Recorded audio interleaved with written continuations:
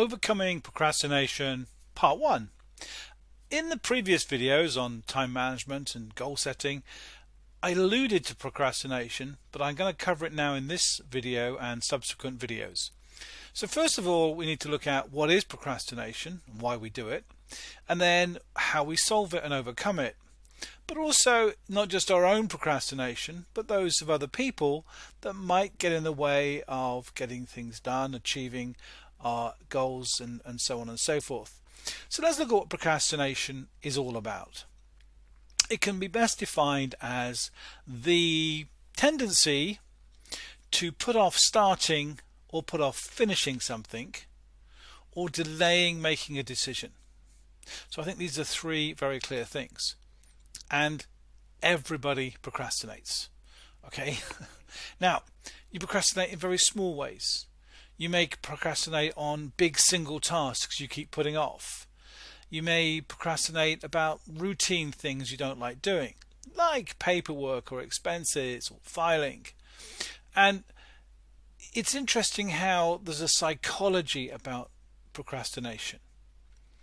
Typically, if you wrote down a list of things that you are aware that you procrastinate about or other people procrastinate about, you could look at why these things are put off or started but not finished, or you just haven't got around to making a decision yet.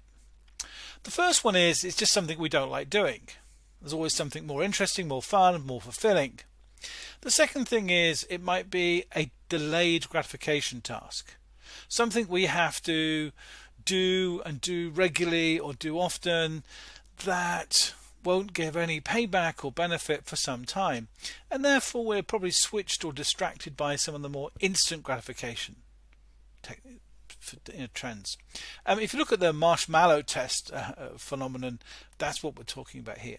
The other one is anything complicated that requires effort and work.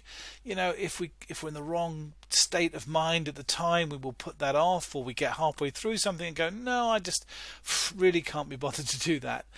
And the third thing is perhaps something with a high chance of success or failure, something with a big consequence, where we're going to be judged, like preparing for a big presentation, those kind of things. Another one that comes up is where it's just something like it's a habit to procrastinate. We just always seem to put it off, or something we've agreed to do in an impulse moment, but then the hard work is required and we don't want to do it. So let's look at some examples, and then we'll pause this video and look at how to fix them.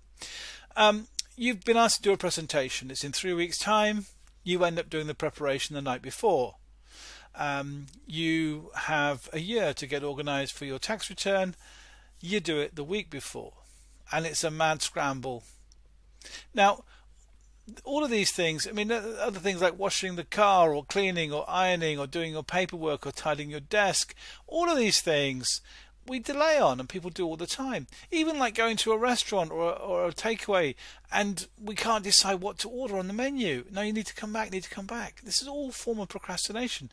And it matters because it just wastes time, it wastes energy, it delays things. And when we actually do it, it's never as bad as we think, it doesn't take as long as we think, and there's a huge sense of relief when we've done it.